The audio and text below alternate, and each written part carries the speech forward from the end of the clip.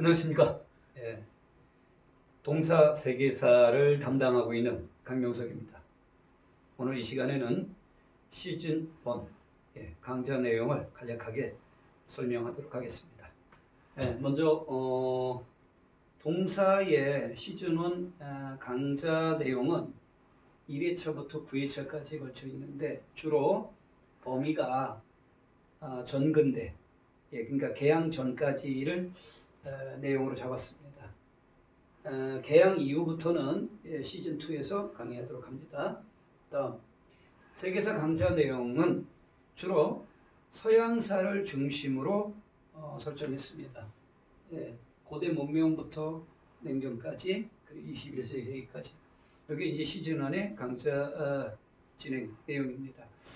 그러면 중국, 일본, 인도, 소아시아 이 부분은 시즌 2에서 강의하도록 하겠습니다. 그래서 시즌 1과 시즌 2를 합쳐서 교과서 전체 개념이 확립이 된다고 보시면 됩니다.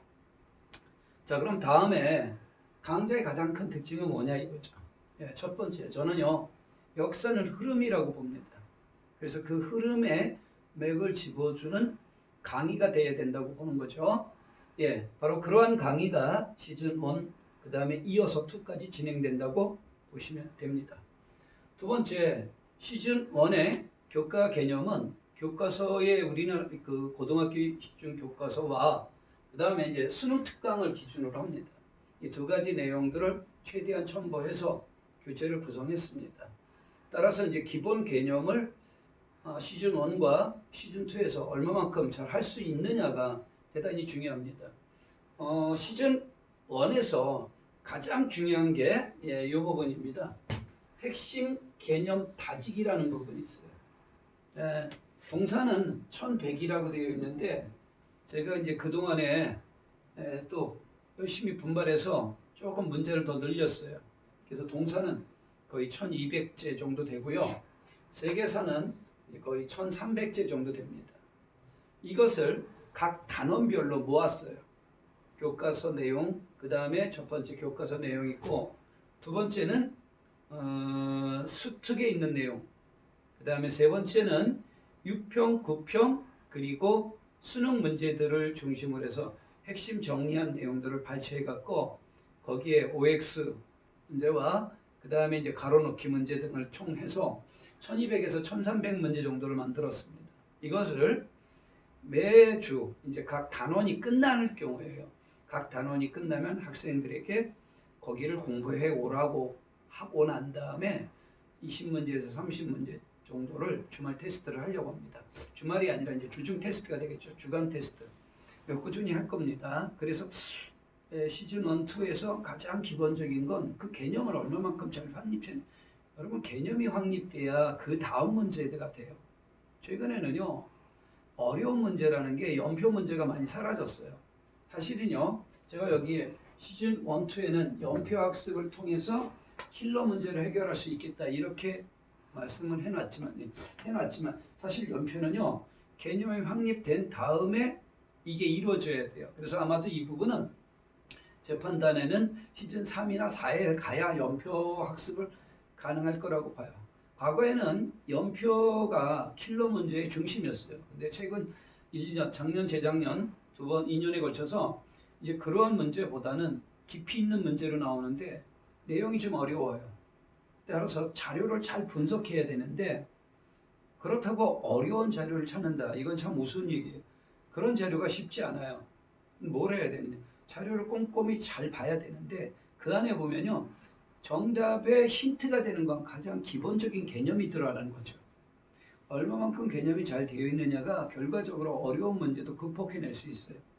그런데 이거를 여러분 학생들 각자에게 하라고 하면 잘 안 해요. 그래서 제가 시즌 1, 2에는 약간 하드캐리 하듯이 끌고 가기 위해서 이걸 하려고 합니다. 근데 뭐 안 하겠다면 뭐 그거는 이제 뭐 어쩔 수 없겠죠. 그러나 대부분 1등급 만점을 위해서는 이걸 꼭 할 수 있도록 제가 적극적으로 권하고 있습니다. 자, 이제 마지막에 강좌 내용 설명하겠습니다. 자, 동사 세계사를 잘하는 방법은 뭐냐? 가장 기본적인 게 있어요. 먼저 동사를 잘하는 방법은 한국사 공부를 열심히 하면 됩니다. 왜 그러냐고?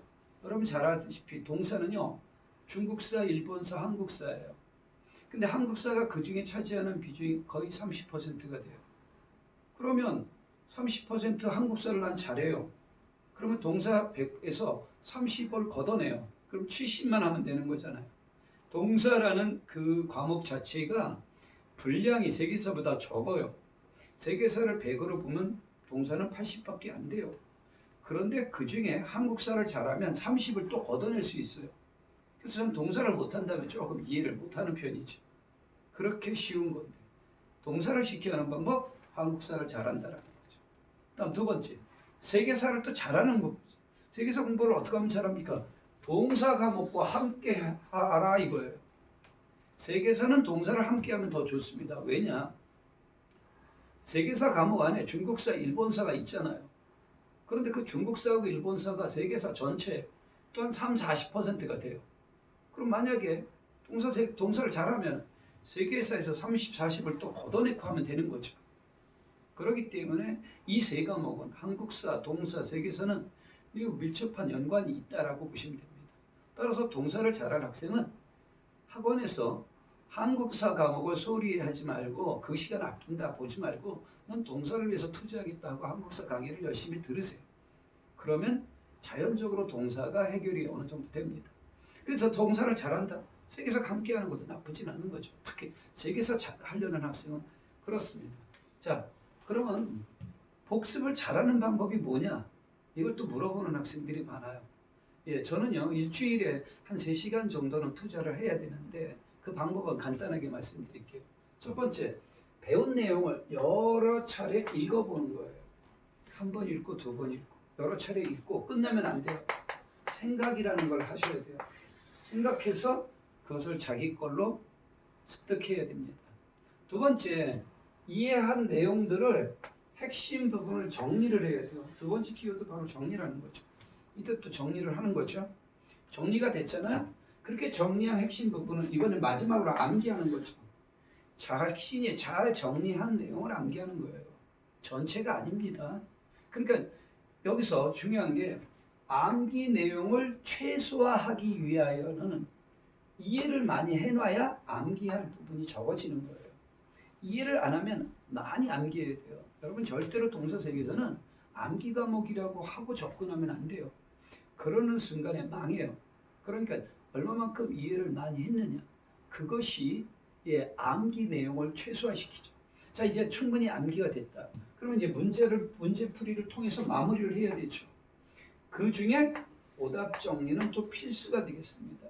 이러한 과정을 거쳐야만이 온전하게 성공할 수 있다고 봅니다. 예, 여러분 짧은 시간이나마 동사세계사 시즌 1 강의 내용과 동사세계사를 잘하는 방법을 제가 간략하게나마 말씀드렸습니다. 보다 더 자세한 내용은 제가 본 수업 시간에 여러분들과 함께 진행하도록 하겠습니다. 여러분 감사합니다.